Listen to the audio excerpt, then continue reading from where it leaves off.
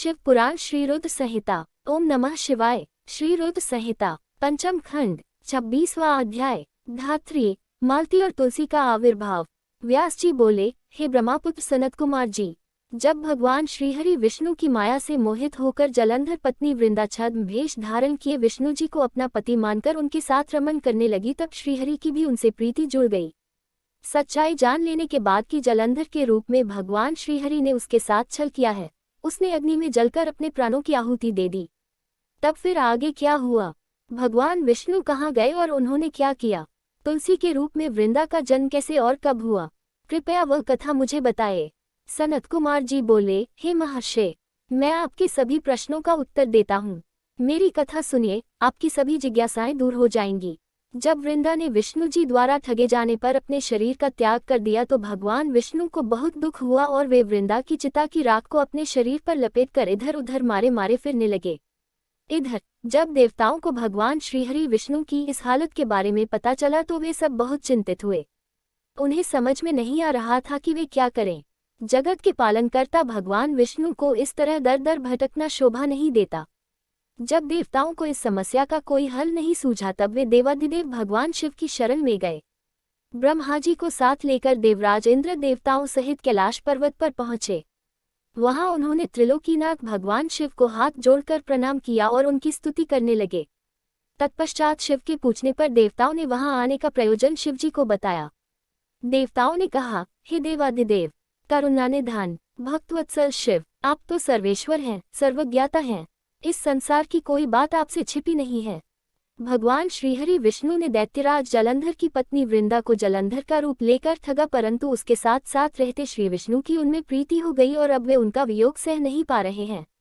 वे अपने शरीर पर वृंदा की चिता की आग लपेटकर जोगी बनकर इधर उधर घूम रहे हैं। प्रभु, आप उन्हें समझाएं कि वे ऐसा न करें।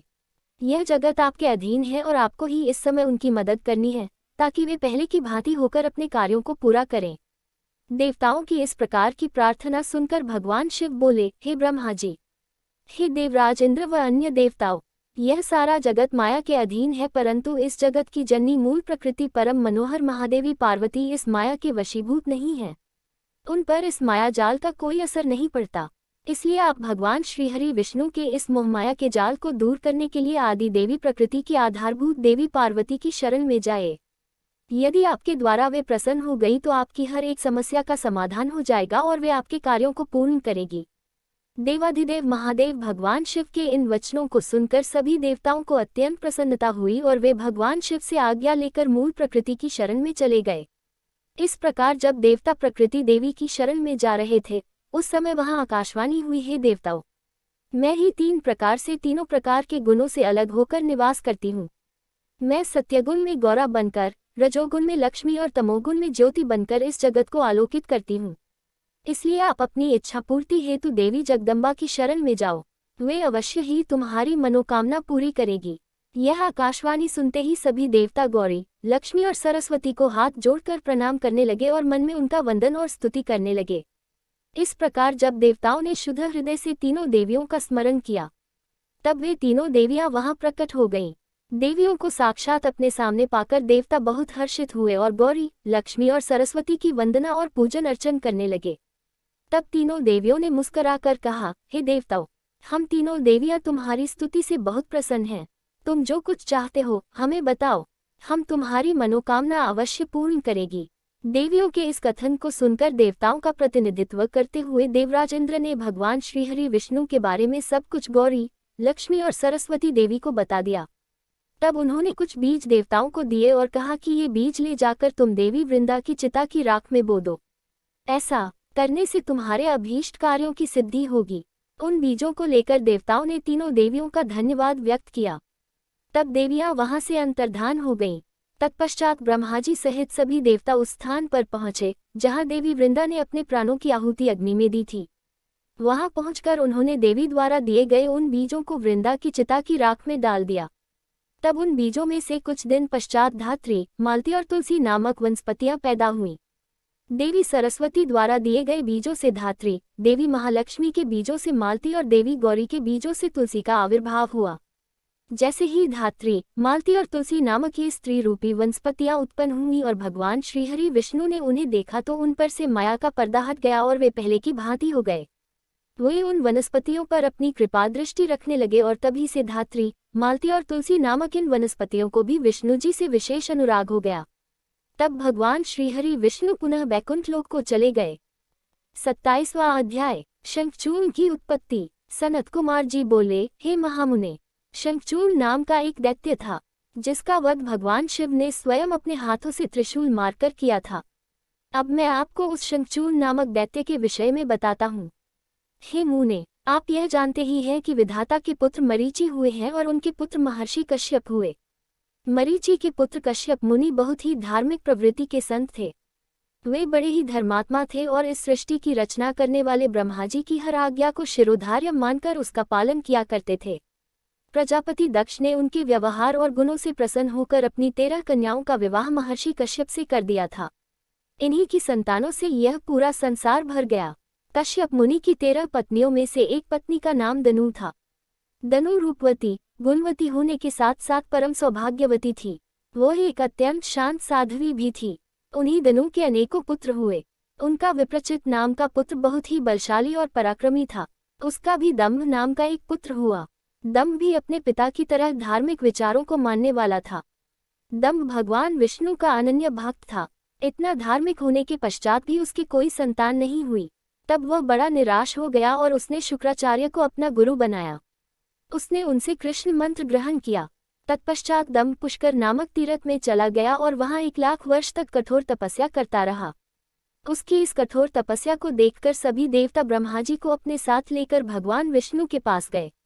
भगवान विष्णु के पास पहुंचकर सभी देवताओं ने उन्हें आदरपूर्वक प्रणाम किया और दंभ के भीषण तप के बारे में भी बताया। तब सारी बातें जानकर भगवान श्रीहरि बोले, हे देवताओं, मैं जानता हूँ कि दंभ मेरा अनन्य भक्त है। वह अपने मन में पुत्र प्राप्ति की कामना लेकर पिछले 1 लाख वर्षों से मेरी कठोर तपस्या कर रहा है। मैं अवश्य ही अपने प्रिय भक्त दंभ की इच्छा पूर्ति करूंगा।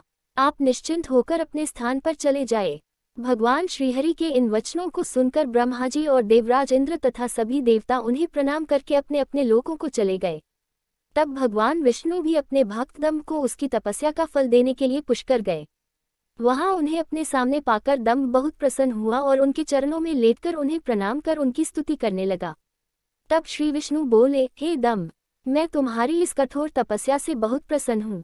तुम अपना अभीष्ट वर मांग सकते हो। आज मैं तुम्हारी हर मनोकामना पूर्ण करूंगा। भगवान विष्णु के ये वचन सुनकर दंभ हाथ जोड़कर बोला, हे देव, यदि आप मुझ पर प्रसन्न हैं तो मुझे अपने जैसा वीर और पराक्रमी पुत्र प्रदान कीजिए। तब श्रीहरि विष्णु तथास्तु कहकर वहां से अंतर्धान हो गए। इसके बाद दंभ भी प्रसन्नतापूर्वक अपने घर लौट आया। कुछ समय पश्चात दंभ की पत्नी गर्भवती हुई। तब दंभ के घर में एक अलौकिक तेज विद्यमान था। समय आने पर दंभ की पत्नी के गर्भ से एक पुत्र का जन्म हुआ।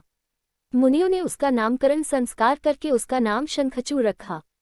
28वां अध्याय, शंखचूड़ का विवाह। सनत कुमार जी बोले, हे महर्षि, भगवान श्रीहरि विष्णु के वरदान के फलस्वरूप दंभ को एक वीर पराक्रमी पुत्र की प्राप्ति हुई, जिसका नाम शंखचूड़ रखा गया।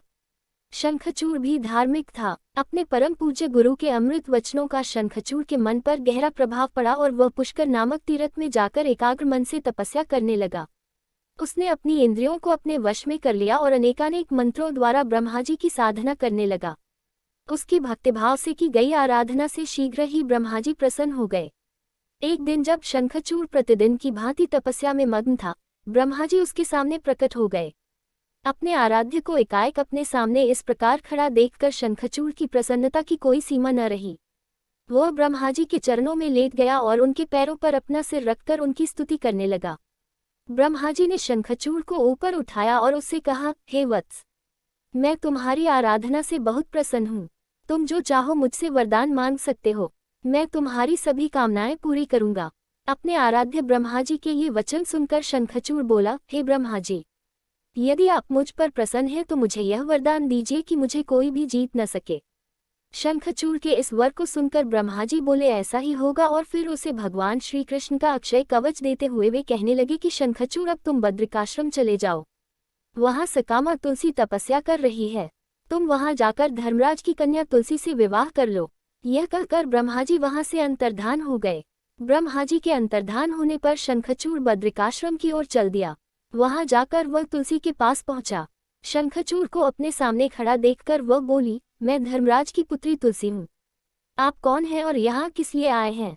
कृपया आप यहाँ से चले जाएं। आप शायद नहीं जानते कि स्त्री जाति मोहिनी होती है।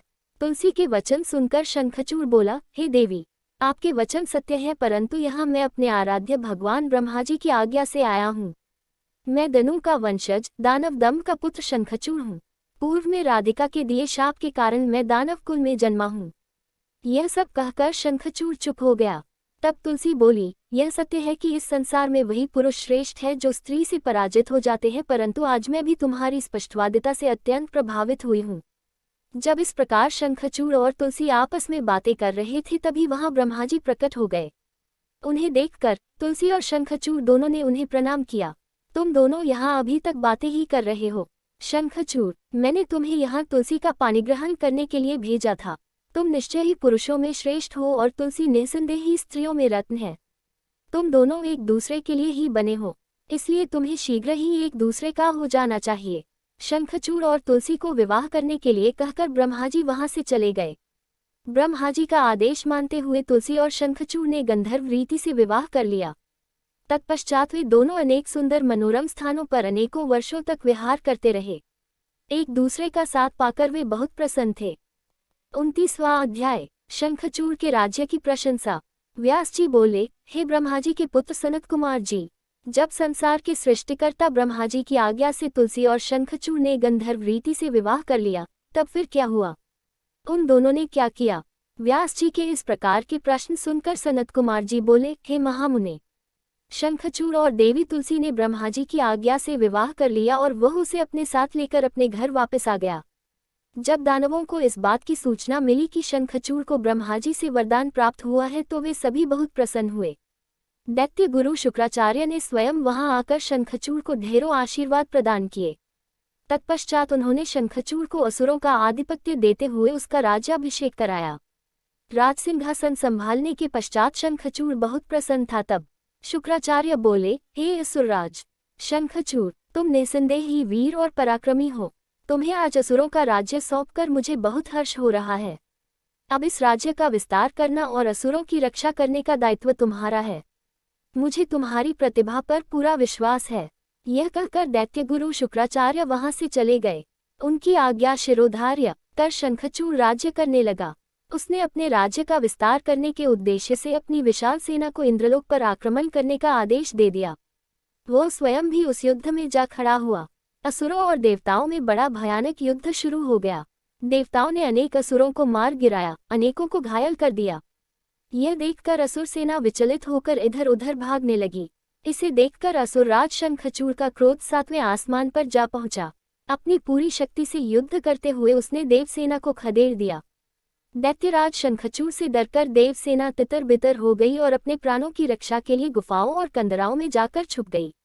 महाबली वीर प्रतापी शंखचूड़ ने स्वर्ग पर अधिकार कर लिया और स्वर्ग के सिंहासन पर विराजमान हो गया। सूर्य, अग्नि, चंद्रमा, कुबेर, यम, वायु आदि सभी देवता शंखचूड़ के अधीन हो गए। अनेक देवता शंखचूड़ के डर से भाग निकले। जो देवता वहां से भाग निकले थे वे अपने प्राणों की रक्षा के लिए इधर उधर मारे मारे फिर रहे थे। जब उन्हें यह समझ नहीं आया कि अब वे क्या करें और कहाँ जाएं, तब वे सब देवता मिलकर ऋषि मुनियों को साथ लेकर ब्रह्मा जी की शरण में गए। ब्रह्मा जी के पास पहुंचकर देवताओं ने उन्हें प्रणाम कर उनकी स्तुति की। तत्पश्चात उन्होंने शंखचूड़ के आक्रमण और स्वर्ग पर उसके आधिपत्य के बारे में सब कुछ ब्रह्मा जी को बता दिया। ब्रह्मा जी ने आश्वासन देते हुए कहा कि इस विषय में भगवान विष्णु ही हमें कोई सही मार्ग बता सकते हैं, अतः हम सभी को उनके पास चलना चाहिए।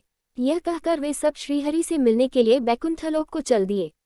बैकुंठलोक पहुंचकर देवराज इंद्र और ब्रह्मा जी सहित सभी देवताओं ने लक्ष्मीपति विष्णु जी की स्तुति की और उन्हें सारी बातों से अवगत कराया। देवताओं का दुख सुनकर विष्णु जी ने उन्हें ढाढ़ से बंधाते हुए कहा, हे देवताओं, आप इस प्रकार दुखी न हों। मैं शंखचूड़ के बारे में सभी कुछ जानता हूँ। पहले वह मेरा अनन्य भक्त था। इस बारे में हमें देवाधिदेव महादेव जी से विचार विमर्श करना चाहिए, क्योंकि वे ही इस समस्या का सही समाधान बता सकते हैं। यह कहकर वे ब्रह्मा जी और अन्य देवताओं को अपने साथ लेकर शिवलोक की ओर चल दिए। 30वां अध्याय, देवताओं का शिवजी के पास जाना। सनत कुमार जी बोले, हे व्यास जी, इस प्रकार ब्रह्मा जी और अन्य देवताओं को अपने साथ लेकर विष्णु जी भगवान शिव से मिलने के लिए शिवलोक पहुंचे। वहां शिवलोक में भगवान शिव के सभी गण उन्हें घेर कर खड़े हुए थे। भगवान शिव अपनी प्रिय देवी पार्वती के साथ सिंहासन पर बैठे हुए थे। भगवान शिव ने अपने शरीर पर भस्म धारण की हुई थी। उनके गले में रुद्राक्ष की माला थी। त्रिनेत्रधारी भगवान शिव शंकर देवी पार्वती के साथ बैठे वहां अद्भुत शोभा पा रहे थे। उनका वह अद्भुत और दिव्य रूप देखकर भगवान विष्णु, ब्रह्मा जी, देवराज इंद्र सहित अन्य सभी देवताओं को बहुत प्रसन्नता हुई। उन्होंने देवाधिदेव कृपा निधान भगवान शिव को हाथ जोड़कर प्रणाम किया और भक्तिपूर्वक उनकी स्तुति करनी आरंभ कर दी। देवता बोले, हे करुणा निधान, हे भक्तवत्सल भगवान शिव, आप सर्वेश्वर हैं, आप परम ज्ञानी हैं, आप सब कुछ जानने वाले हैं। प्रभु, आपकी आज्ञा से ही इस संसार में हर कार्य होता है। आपकी आज्ञा के बिना एक पत्ता भी नहीं हिलता। आप तो सब कुछ जानते हैं। हे भक्तवत्सल, आप सदा ही अपने भक्तों की रक्षा करते हैं और उनकी सभी इच्छाओं को पूरा कर उनके अभीष्ट कार्यों को पूरा करते हैं। हम इस समय बड़े दुखी होकर अपने प्राणों की रक्षा के लिए आपकी शरण में आए हैं। दानवराज दंभ के पुत्र शंखचूड़ ने बलपूर्वक हमारे राज्य पर अपना अधिकार कर लिया है। उसने अनेक देवताओं को अपना बंदी बना लिया है और देवसेना को घायल कर कईयों को मौत के घाट उतार दिया है। किसी तरह हम अपनी जान बचाकर वहां से भाग निकले हैं। आप अपने भक्तों के रक्षक हैं। हम आपकी शरण में आए हैं। आप हम दुखियों के दुखों को दूर कीजिए। उस शंखचूड़ नामक दैत्य ने हमारा जीना मुश्किल कर दिया है। आप उसको दंड देकर हमें मुक्त कराए और हमारा उद्धार कीजिए। यह कहकर सब देवता चुप होकर हाथ जोड़कर खड़े हो गए।